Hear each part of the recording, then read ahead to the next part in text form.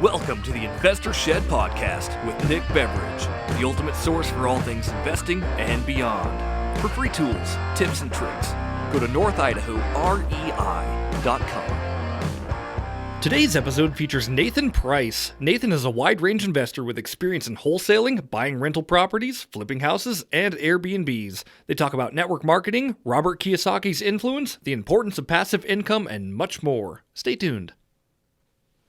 Okay, so we got Nathan Price here. You are a mega investor. You do all kinds of things from wholesaling, buying rental properties, flipping houses. Anything else? Airbnb. So we Airbnbs? have 3 Airbnbs, and that's pretty much it in the real estate sector, I guess. That's it. Thanks, everyone. No, I'm just kidding. Over. Nathan, tell me. I'm sorry. I know you don't like doing this kind of stuff, but thank you for doing it. Yeah, Glad absolutely. Only For sure. hounding you for a few months worked. Eventually I come around. Tell me, what first got you interested in real estate? How old were you, and what were you doing? Yeah, good question. So it stems back a ways, maybe 12, 13 years ago or so. I was involved in a network marketing company, and Which one? It was ACN. Oh, I was in ACN. Were you? Yeah, probably 12, 13 years ago. Yeah, that's like so that. funny. Yeah, there were. And I we know signed up together. Maybe. Yeah. $500. Yeah, that's right. I wonder if I was in your downline. I had no one in my downline. Yeah, I didn't either. Except for maybe my girlfriend at the time, which I signed up, and it was just a waste. Yeah. Anyway, I'm sure you probably mimic the same emotions that I have about network marketing companies, just kind of on a mass scale. Not a huge fan of them, but one thing that is really good about them is they teach you how to sell. They teach you about rejection. They're very personal growth oriented. So it was during that time when I first read and got introduced to Rich Dad Poor Dad. I can mirror your story there. Yeah. I mean, it was one of the first times when going to the ACM meetings was like the first time I ever kind of learned about like residual income and Robert Kiyosaki, and that book was introduced to me there. Yeah, right. And even though ACN wasn't much of an opportunity, but it was like a gateway drug into. It totally was. Yeah. It was. But sorry, go ahead. No, you're absolutely right. So that was a gateway drug. Read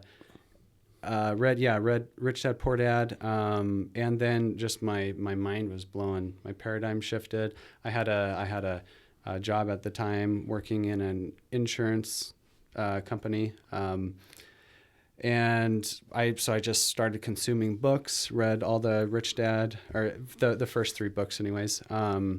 And then just kind of really got fascinated with the concept of passive income and what is a liability, what is an asset.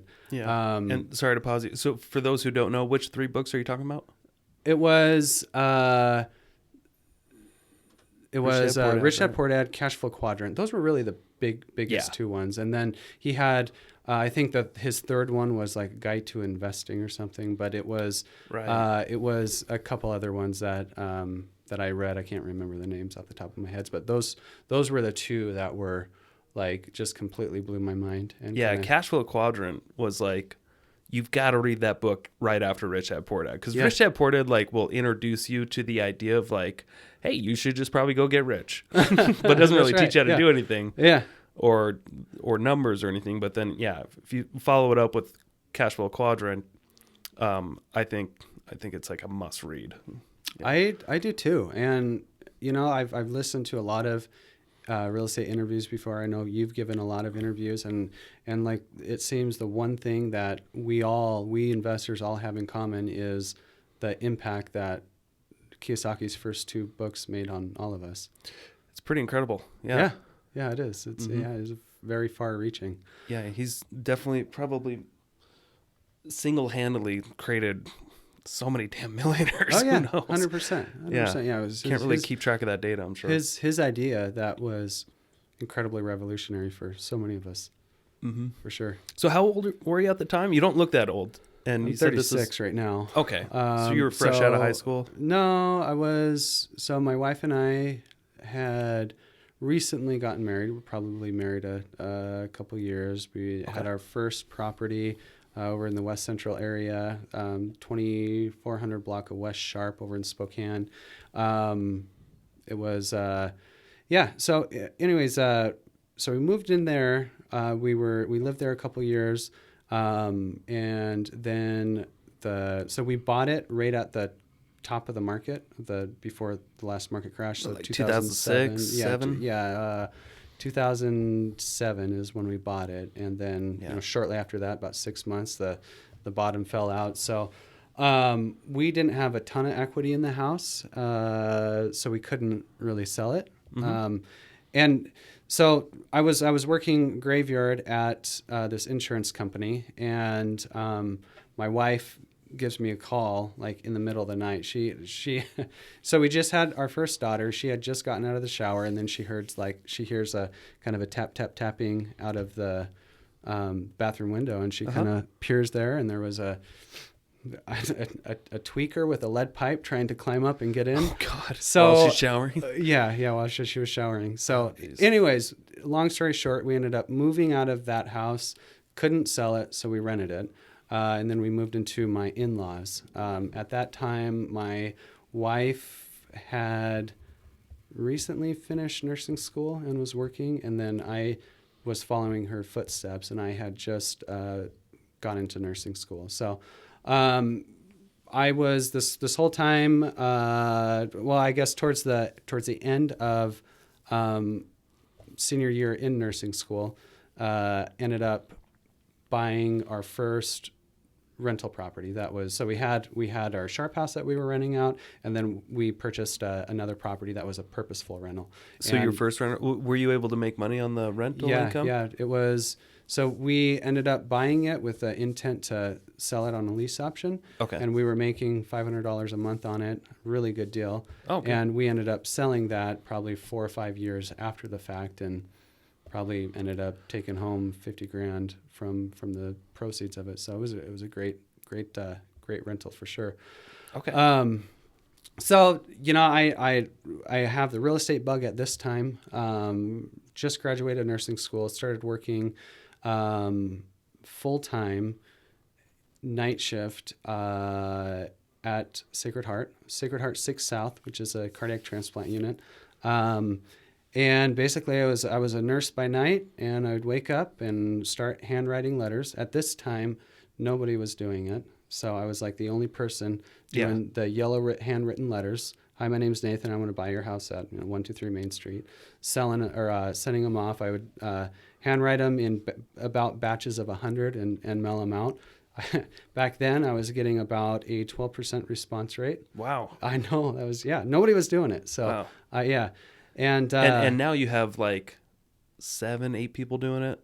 Oh yeah, just I mean the market's I'm joking. It's probably a lot higher than that. Saturated. Yeah, absolutely, double, triple that for sure. So yeah, back in the good old days, I had a huge response rate, and over 10%. It's pretty incredible. Yeah. So I was again working full time as a nurse, night shift, and handwriting letters and talking to people during the day and going on meetings. Ended up getting my first deal under contract. What kind of meetings were you going to? Seller appointments. Oh, okay. Yeah. Gotcha. Just going as on appointments as the buyer. Okay. So got my first deal locked up. Ended up wholesaling it to a fairly decent sized fix and flipper. A really good friend of mine now, Jake Evans in town. He's been on this podcast. Yeah. Him and I have been talking a lot recently.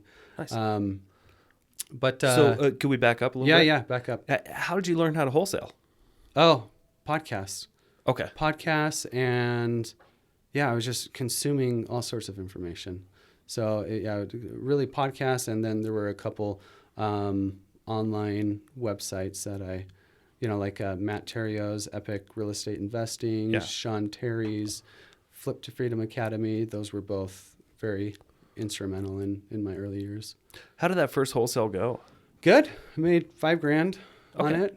Took all that and rolled it into, into marketing. Got really excited. So you reinvested? Yeah. Reinvested. Started talking to my other nursing coworkers and doctors at the hospital, and everyone thought I was crazy. But fast forward a couple years. So I was at the hospital a couple years, and then just gradually was able to work my way out of a job and ended up going full time. Hired an acquisition guy, and then just kind of grew it slowly through there. Okay.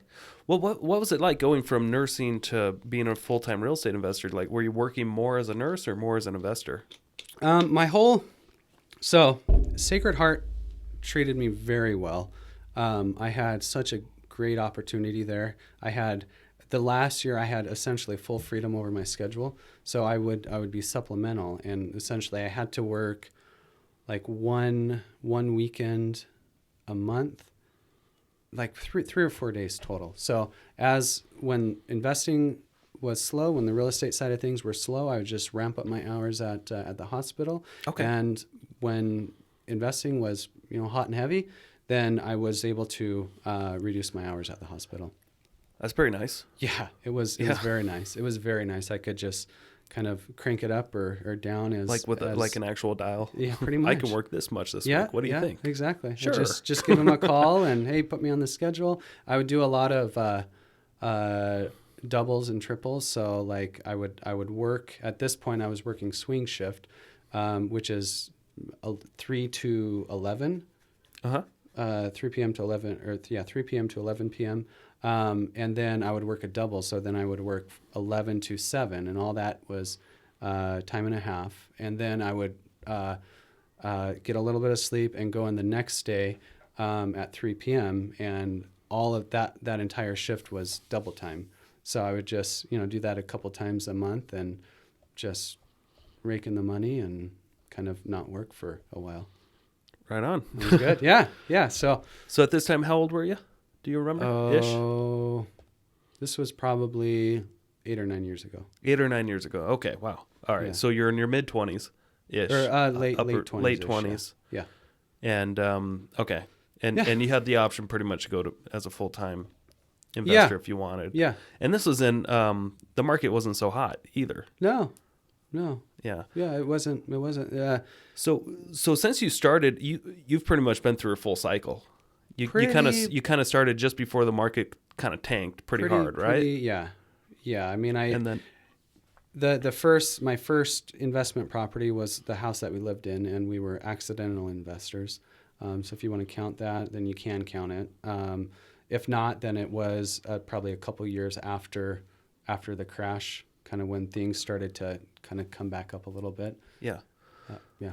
So, in your opinion, what as a real estate investor, is it harder these days to work as a real estate investor or easier? Well, like with the market being so hot.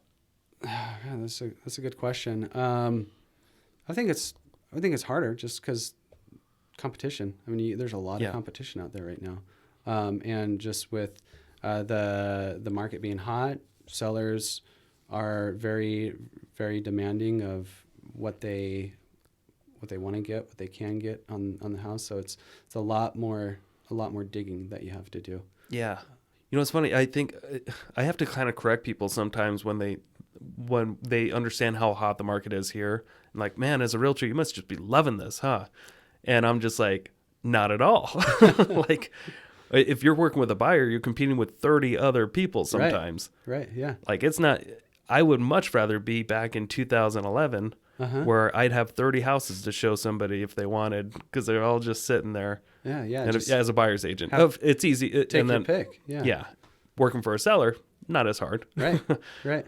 But everything's relative, I guess. But it's very interesting. The public perception of the real estate market is always like, oh, they must be making a killing. Mm-hmm. Easy work. There's and a we're lot just to working it. 10 times harder now. Yeah. Because of all the competition. Exactly. The inventory crisis. Lack of inventory. Yeah. That's a huge factor. Yeah. Anyway, but times are still good. Right. Yeah. No, I agree with you. I agree with you. Times are great.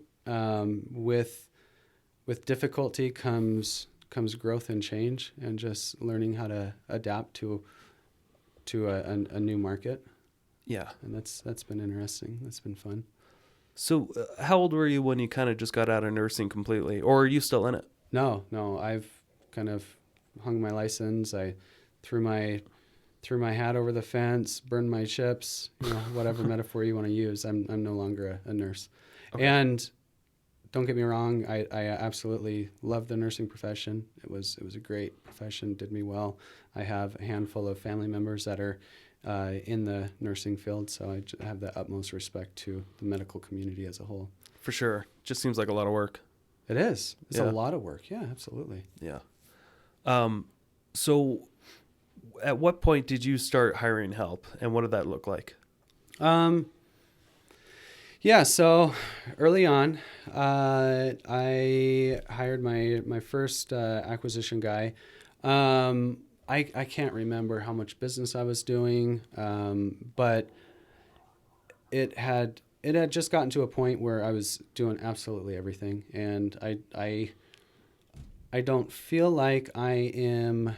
I can sell. I'm a pretty good sales guy, but I don't really like doing that. I kind of like being behind the scenes and just kind of pulling the strings from behind the scenes there. I can totally relate. Yeah, right. Yeah. So yeah, I ended up. It was early on, probably within the first year of me leaving, or kind of going out on my own. Is when I started searching for a acquisition guy. Just put a ad on. I think with the not Upwork, that's more virtual assistant route, but just whatever, monster.com, hotjobs.com, just kind of some of the advertisements, job advertisements throughout the Spokane area, and then blasted it to my buyers list, and actually got a recommendation from one of my competitors. It was his friend that was essentially looking for an opportunity, and brought him on, and it went great. So, it did go great. Okay. Yeah, I mean, absolutely difficulty there in like training him and showing him how I wanted it done versus like his natural tendencies. Yeah. Did he have any experience? Not with real estate, but in sales, he did. Yeah. Okay, that's good. Yeah. So were you following any kind of model when you started putting a team together, or did you just wing it? I was. So a lot of it comes down to just kind of some of the, I know at that point I was really into some of the Sean Terry's scaling. He had a course out. I can't remember what it's called, but it's essentially maybe a 100K month wholesaler or something like that. But it talks about bringing on staff and finding the right person for each role. So I was kind of following along that blueprint. Okay. Yeah. What were some of your biggest challenges when bringing on staff?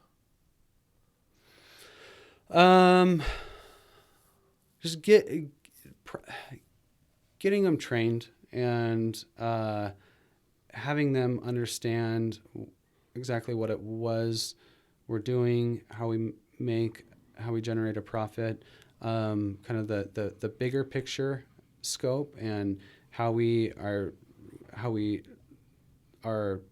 to take care of the individual, the seller, and make sure that their interests are covered and they're being well taken care of as well. And it was just a lot of sales. Sales and my system, my way of doing things, that was probably the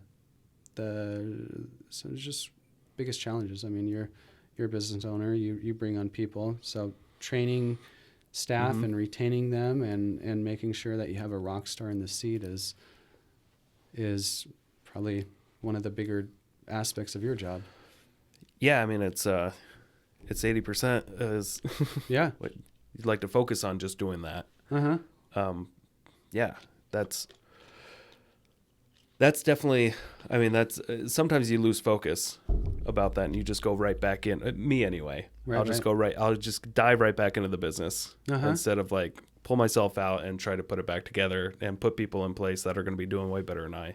Because I've learned that, yeah, I'm pretty good with buyers. I'm pretty good with sellers. But I can find people that are way better than me. Yeah. And what I'm really good at is bringing in a lot of leads. Sure. Yeah. So why don't I just focus on that and bring in the sales staff, bring in the admin staff, let everybody work in harmony, and just stay out of it. Yeah. Yeah. I have to keep reminding myself every couple months. Yeah. Yeah. Absolutely. That's, yeah. I always, I mean, I would train them really good. They would be doing their thing, but I was constantly coming in and, kind of stirring up the pot. Everything is good. It's going good. I think I should go in there and like kind of create some problems, create some chaos. Natural habit. It is. Yeah. Yeah. You can't help yourself. Weird how that is a fact of life. Yeah. Okay.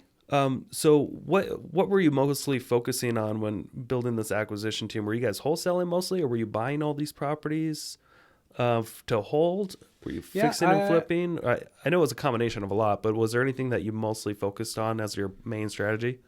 Yeah, by and large, wholesaling was kind of our bread and butter. Wholesaling, okay. Yeah, and then started to implement more creative acquisition strategies, seller financing, taking over properties subject to the existing mortgage.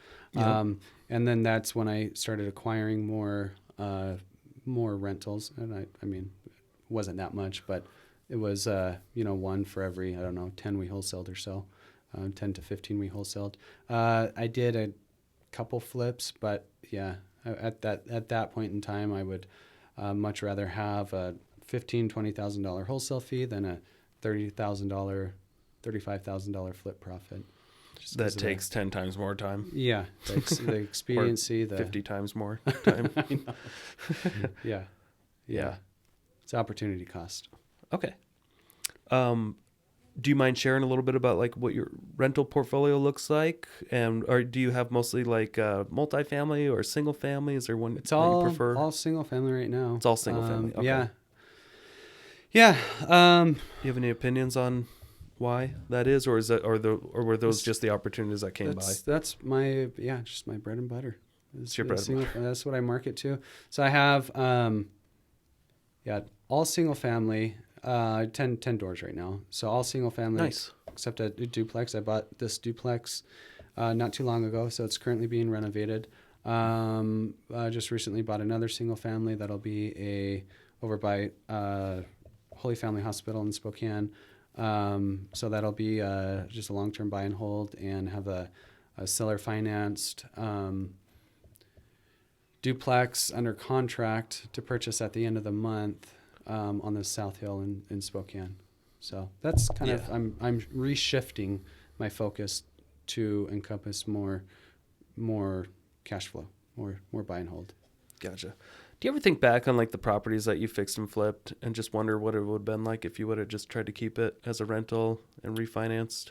Yeah. And like kind of played the BRRRR strategy? Yeah, absolutely. I kicking myself in the teeth all the time. Every time I go home, I drive past a house. It's just two houses that I had that I wholesaled for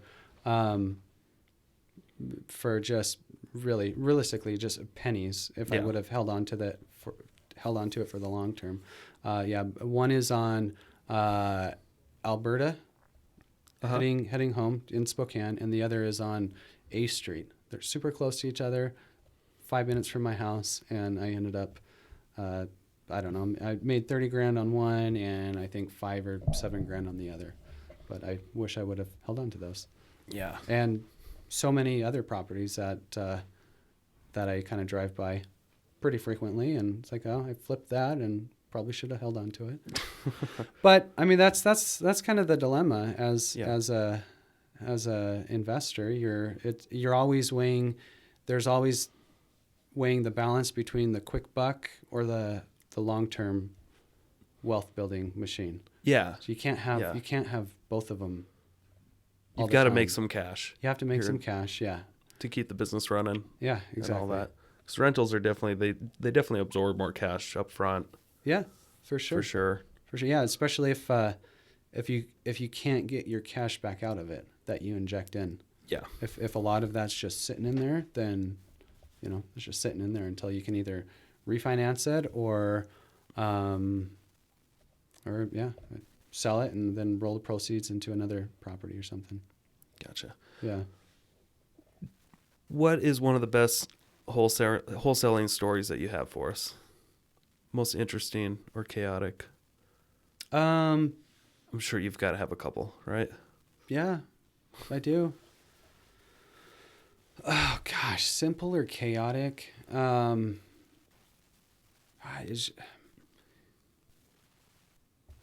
Well, just recently, I'll tell you two. So a couple years ago, it was actually a deal that didn't go through, and you'll soon find out why it didn't go through. It was a duplex in the West Central area. I was talking to the seller. One day it was like a Friday night, or a Friday during the day, and he needed to get these squatters that were in the top unit out. He lived in the bottom unit, so he was just adamant that, hey, I should come over and introduce myself as the new buyer, and we can strong arm these guys to get out of there, and call the police, and it's going to be just an epic scene. Yeah. So I was like, honestly, I probably would have gone over there if I was dressed appropriately, but I was wearing my Nirvana shirt and just sweatpants, and I was just feeling lazy. I didn't want to go anywhere. So I just said, just get a lawyer involved. That's the best way to do it. I was kind of laying in bed with my wife 2 days later, and she was scrolling on a news feed and showed me a shooting that took place in the West Central area. And as I was diving more and more into it, I found out that it was my seller that got shot. Like later on that afternoon, that evening, he went up and confronted the squatters, and they ended up shooting him, killing him right there. So if I had been there, I could have gotten shot as well. Yeah, and that was a huge kind of wake up call. Man, glad you wore your sweatpants that day. Yeah, huh? I am too. Yeah, thank God for sweatpants and Nirvana. Oh yeah, it's good music. Yeah, absolutely it is. Yeah, I grew up listening to grunge. Did you ever try calling that guy? After I found out he was dead, so the deal kind of fell apart, and then I ended up getting into I was able to reach out to his family, and nothing came of that. I didn't push it because I didn't want anything to do with it. Yeah, it's too bad. Yeah. Yeah, I've tried confronting squatters before on a property I bought once. That I bought this house, and the people that sold it, they moved right back in right after we closed, and claimed you never sold this to us. What are you talking? Oh my gosh. It was just, and it could have gone pretty bad. They were, I think, on meth or something. Yeah. Yeah. I don't go confront people anymore. No. I have a great property manager that will do that. Yeah. Yeah. I do too. Yeah, it's nice. Yeah. So that was the one story that just popped in my head. Another story it's not a wholesaling story per se, but That's okay. Working with this seller, he owns a house in Pasco. So last few years anyways, we were expanding our operations out of kind of this area into Tri-Cities, Yakima, Moses Lake, Missoula. So we were kind of expanding our reach. So I have this property under contract in Pasco. The seller lives in Florida, and his sister was squatting in it in Pasco. So long story short, we ended up, I partnered with a good friend of mine, Elliot Smith, out of just the Tri-Cities area. So we partnered on it and ended up paying the tenant to vacate, and she did, and she signed over all the documents and everything. Anyways, it was July 5th, So the week after, or the day after 4th of July, my buddy Elliot calls me and says, "Hey, our house is no longer there. It had burnt down." So, yeah. So it was. Do you have insurance in place? We had insurance. We had really good insurance. Had a really, really good payoff. It's probably my best deal to date. Because of the insurance? Because of the insurance, yeah. Nice. I wouldn't recommend making a business model out of that, though. So what did you do with the land? Did you just We rebuild sold on it. it, or you just sold the We land? sold it, yeah. So, yeah.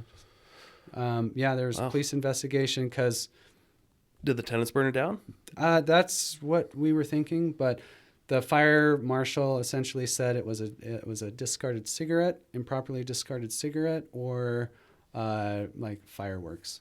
So he found residue of both on the ground. So we were cleared of any wrongdoing, which Elliot was out of town. I was out of town as well. So Man, yeah, we both had alibis. I'm renovating this place right now, and if it burnt down, I don't think a fire marshal would be able to tell which cigarette it was. There's just like thousands all over inside the house. Oh, that's funny. It's pretty bad. Yeah. All right, so let's go back a little bit if you don't mind. Yeah, So you go brought ahead. on your first acquisitions guy. Right. What is that like? What does that look like? What do you pay that person? Is it a salary, or is it a combination of a salary and commissions? It was. If you don't early mind sharing. Yeah. So it changed. So I've gone through a couple different evolutions of my business. Early on, it was I think 18%. So I hired them on as a 1099, didn't pay them salary. They were just commission only. Give them 18% of whatever the wholesale fee was. And then later on, I mean, this was last year, or really early on this year, implemented a salary and then like a tier structure that rewarded on volume. So it was kind of a escalating tier structure that really emphasized volume and the spread. Gotcha. Yeah. And you got your license at one point too. Yeah. Early on I got my license. Yeah. Did you feel that was beneficial? Because I think you let it go eventually, right? Yeah. Or do you still have it? Yeah. Okay. No, So you just didn't need it, right? I didn't need it. No, for what I was doing, I didn't need it. I probably shouldn't have gotten it. I had never listed a property. So even my flips, I wouldn't list. Okay. I think I represented maybe 2 different buyers. It just became a huge pain and a hassle.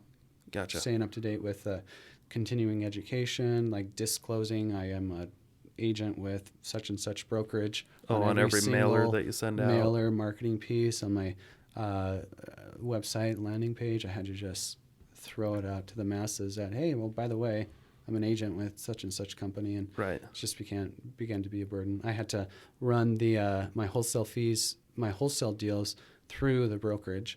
So just extra layer of scrutiny, which is fine, and it didn't bother me because we were doing everything above board. Yeah. It just was cumbersome and tiring, and yeah, I didn't need to do it. Gotcha. So since the pandemic, did you scale back a little bit, or Yeah, did you? Oh, I yeah. did. Do you mind opening up? Yeah, about absolutely. What went on there? Yeah. So in fourth quarter of last year, I ended up bringing on a COO. Really smart dude, very business savvy guy. Him and I got along great. I still love him to this day. We brought him on, and really, so he was essentially taking what I wanted to do at the time, which was scale this wholesaling company and go into multiple markets and just have a very fine-tuned system. And he was helping me execute it and work through it. So in that process, I made everyone salary, got an office, gave them office hours, which in retrospect, I don't know if that was the best way to go about it, because I was very kind of loosey-goosey. I was very just kind of free, like, yeah, if you want to come in, as long as you're getting your work done. Yeah. So it was very, very 1099 feel. But I wanted more. I felt like I needed to have more control so I can maintain continuity in like me marketing and ensuring that the leads were going to get handled. Right. Yeah. You want to like ensure consistent workflow. Exactly. And you can't have that if all your sales staff is like, yeah, we'll just work when we want. I'm going to take a week off. Yeah. I'll go across the country, whatever. I get that. Yeah. Mm-hmm. Yeah. So basically made it feel very corporate. Brought everyone in to the office hours. And we had a lot of a couple of the guys really didn't like it, and in retrospect, I understand why they didn't like it. But we were able to kind of get everything in place and start growing it. Had to make some hard decisions, but yeah, we were kind of in full growth mode. Things were looking good. Ramping up the marketing, had just some really good systems in place, and then COVID hit, and and that kind of foiled everything. Yeah. Can't just show up to the office anymore. Yeah, that's right. I mean, we were at a co-work space downtown, and it was getting to the point where we were the only ones there. We were the only ones showing up, and it felt weird, felt creepy being there because there's nobody else around. Yeah. Nobody outside walking downtown. I mean, this is like downtown Walking Spokane. Dead. It's yeah, it really was. Yeah. So there was just this. You should have seen Coeur d'Alene. It's like a normal day. Yeah, that's right. What virus? Yeah. Yeah. So it got very weird to be there. Yeah. So ended up telling everyone just stay at home, continue to work, and then fortunately we didn't really have any deals fall apart. It was really hard to keep some of the things on track that were set to close. So I had a slew of closings come up, got everyone paid from that, and then I ended up just having to lay people off, like just pretty much the entire staff off. And yeah, things were really, really rough for a while. People didn't know if they were coming back. And essentially that temporary layoff turned more or less into a permanent layoff. Okay. So some of the key guys ended up getting new jobs, and I didn't, in retrospect, I didn't go about it very well. Right. Yeah. So there's a lot of regrets. Well, it's a confusing time. Incredibly confusing. Yeah.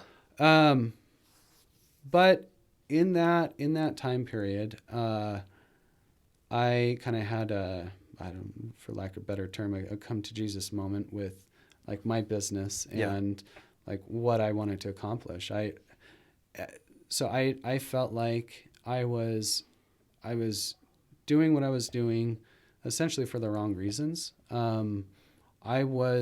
My overall goal was to have freedom. And it wasn't until I really began to have time to reflect on, is the path that I'm going down, is that going to give me the freedom that I want? And it wasn't. No. It was a bit of an illusion. It's incredibly hard to have a self-managing wholesale company. I mean, it's arguably possible, but the effort that it takes to get to that point is tough. It's very tough. So I was kind of going around that route. There was discord and contention at home, at my family, just because I was working so much. Right. So I call it the gift of COVID, that had that chance to sit down, have that come to Jesus moment, reflect on really what I wanted, and really what I wanted, why I originally entered the real estate space in the first place, was for cash flow and for freedom, and to spend time with my family and my friends and those closest to me, and increase the relationships. so that's when I started focusing on, just refocusing, less wholesaling. If I'm more kind of quick, if I was going to quick turn something, I would buy it, close on it, carpet paint, throw it on the market, make more than if I was if I wholesaled it, or also just buying more buy and holds. So that's kind of been my focus, is less wholesaling.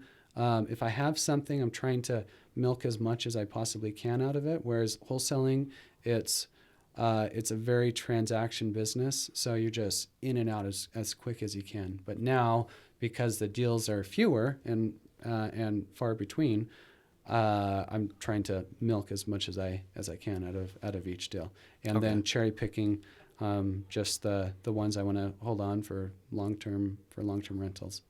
So are you continuing to market, and are you the one responding? Yeah. So right now I have Darren, who's my South African VA. He handles all my calls. So I've done very, very minimal marketing. Right now, as of actually this week, I'm increasing it.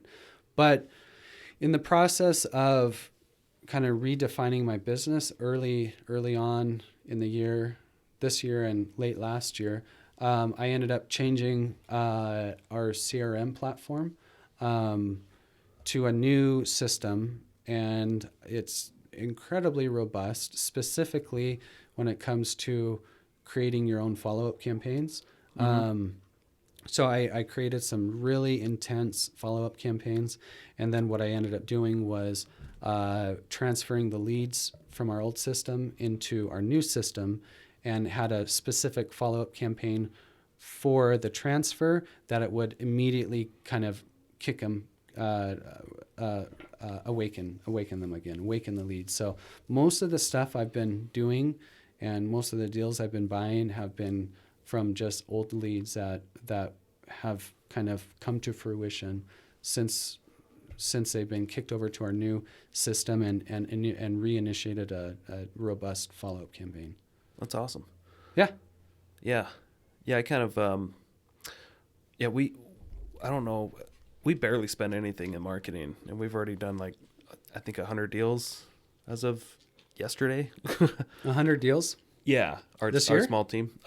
Holy cow. And that's, and we don't buy Zillow leads or anything like that. Yeah. It's all just what's in our database and responding to people that want to move to Idaho that are responding on our listings. Right. And just having our networking, real estate investor meetups. That's crazy good, man. I didn't think it could ever get to something like that where we can do that kind of volume with not spending a dime on, cold leads. Right. So it's possible. Just you already got this expensive database that you built. Yeah, absolutely. You can always just reach out to them again. Yeah. automatically. Right. Yeah. Automatically. That's, fortune's in the follow-up. Yeah. Yeah. So yeah, now I'm kind of kicking up some marketing. So I have deals in the pipeline right now. Have I think 4 rehabs going on. So yeah, and a pretty big meaty wholesale deal that's supposed to close either today or tomorrow. So yeah, I've been busy, and it's just. So you're doing 5 renovations, or sorry, 4 renovations, you said? Yeah, so I have one on the market. These are fix and flips? Yeah. Okay. Yeah, one on the market. Now hold on, why don't you keep them? Because I am keeping some of them. So so we got one on the market right now, 2 that are being renovated. Both those are flips, and then 2 other units that are being renovated. That's my duplex. And then the single family house that I just bought. So it's a duplex and this other single family house that I'm keeping as rentals. And these other 3, they just don't meet my minimum cash flow standards. So Gotcha.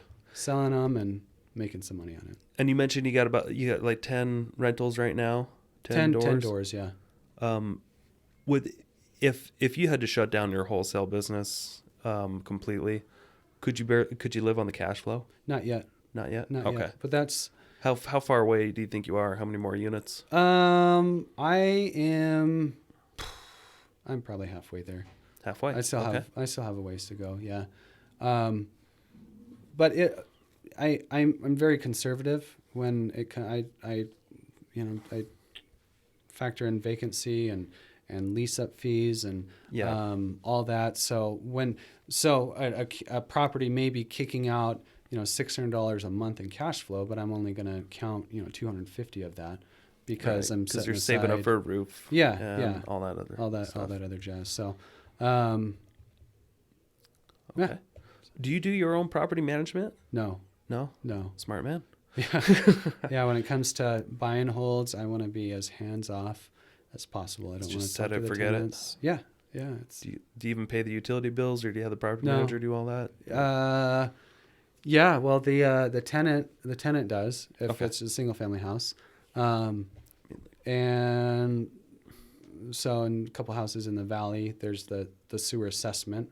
So yeah, property manager pays that. Gotcha. That's great. So, and you were able to just go on this long, nice trip, right? Yeah. This RV trip. Yeah. And that was. Did you have to do work from the road, or were you able to a little bit stay off? A little bit. Yeah. That lead that you were working for me, that you went and visited. Yeah. Mm-hmm. Yeah. That was all kind of pretty much from the road. From the road. Nice. Yeah. So, yeah. But no, I was able to. I had shut down my marketing. The little bit of marketing that I was doing a couple of weeks before, because I just wanted to enjoy this time, enjoy this trip. I went with my good buddy Elliot and his wife Christy and their little son Monty. So it was our two families. Cool. He rented a tow behind trailer. We rented a 35-foot Class A RV, and ended up going to Glacier, to Yellowstone, to Missoula, to Yellowstone, nice. Idaho Falls. Just 2 weeks. It was a blast. That was fun. Actually a little bit of we were kind of testing it out to see how potential RV life would work for a family, and we determined that it's a real possibility, and this is something that we want to do. So I think towards the end of this year, we're going to try to buy a big old Class A RV.